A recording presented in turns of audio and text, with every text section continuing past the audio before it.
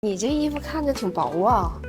对呀，这不就夏天穿的那个面膜 T 吗？就这种薄薄的，就跟那个奶皮一样。夏天穿可凉快了，你可以把它当做防晒衫、空调衫都行。它还叫纸片人的防晒皂衫啊，整个是立体剪裁的。你看，它只有一型，它没有身形。你看这小腰身都给咱剪出来了，而且它底下这个小毛边是自然卷边的，没经过包边包条，包括这领口也是，就贼洋气。夏天你还得穿这种面膜 T 呀，它不怕晒黑，而且还贼凉快。